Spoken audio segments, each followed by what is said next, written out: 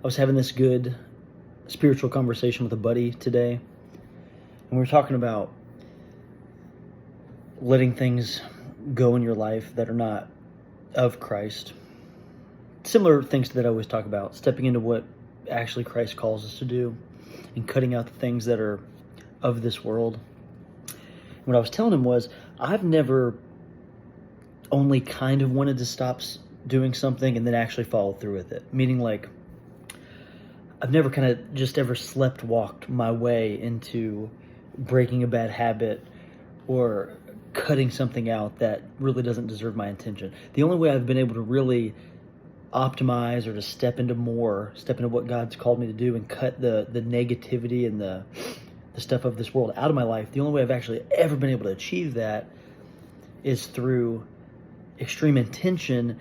And it's almost like you have to get angry. I was telling him this, is you almost have to get angry at the things that are causing disruption or chaos or destruction in your life.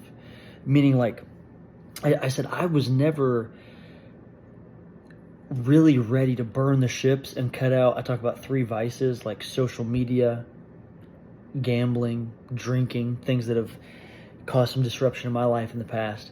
I said, I never was really ready to burn the ships and like fully be done and claim that I'm done with those things.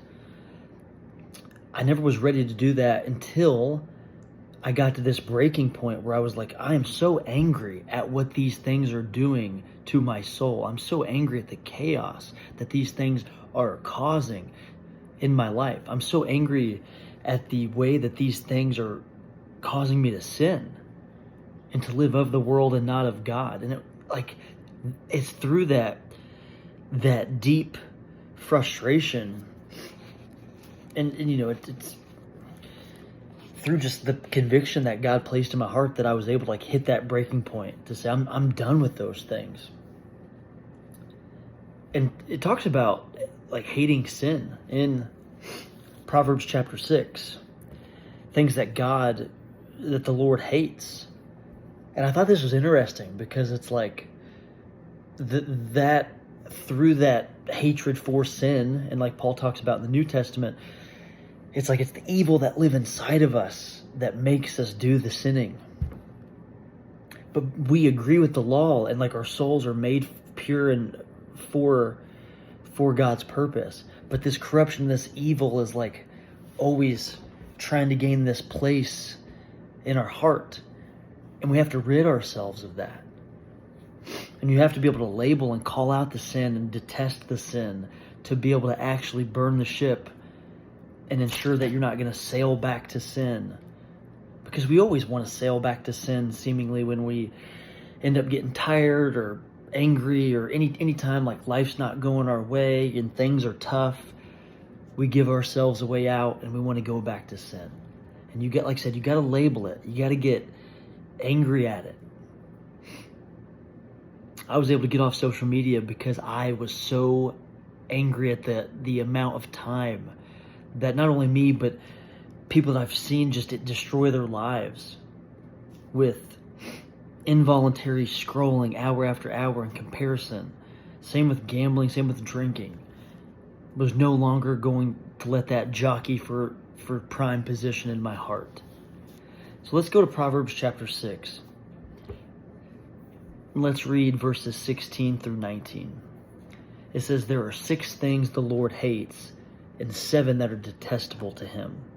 Haughty eyes, which is like this pride and this arrogance, feeling of being superior to others. That's what haughty eyes means. A lying tongue, hands that shed innocent blood, a heart that devises wicked schemes, feet that are quick to rush into evil, a false witness who pours out lies, and a person who stirs up conflict in the community. We live in a world, and again, for me, I talk about drinking, gambling, social media. For other people, it might be different things, but I look at social media, for example. We live in a world where people are constantly at each other's throats. They'll make up lies because they disagree with someone's political position. They'll make up lies about them. They'll spread narratives. They're just so quick to rush into what it talks about here, evil, or rush into chaos just because it makes them feel better about themselves. People aren't willing to look internally and admit their own sin or issues because that's hard. That takes, real conviction. That takes change to be prompted in your life if you were to look internally. So instead, people just rush into evil. They rush into chaos. They point fingers that it's everyone else's problem. And then lastly, this one sticks out to me greatly, is a person who stirs up conflict in the community. We're in so many places in this country. There's just conflict that's being stirred up. A lot of it on social media, a lot of it in school board meetings, anywhere in between, even in churches, unfortunately. And again, what I'm learning is we're not in a battle between leftism and right-wing stuff, but we're in a battle between light and dark. We're in a battle between people that follow Jesus and people who are lukewarm. So again, I just wanted to relate this scripture about the 6 things that it particularly says that the Lord hates. And I want to relate that to my personal experiences. Anything that I've been able to cut out of my life that was corrupting my heart, that was corrupting my soul, that didn't deserve a position in my daily routine, I had to first of all stop sleepwalking, realize that this is actually affecting me, take personal accountability for that thing. And then after I did that, I had to label it and actually get frustrated at it and say, no more. No more am I willing to even spend a second letting this thing have airtime in my life. And when you take accountability, you label it, you get angry and you hate the sin, that is what actually prompts change. I'm telling you. So think about that in your life. Because it's when you label it, it's when you get frustrated at it, it's when you hit your breaking point, that rock bottom, to say, I'm not going to do that anymore. I'm going to step into what God actually has called for in my life. And then when you do that, you will be surprised what you can accomplish, and you'll be surprised at who you can influence and who you can lead to Christ by cutting out the distraction and actually stepping into what God has for you. Remember that, day 289.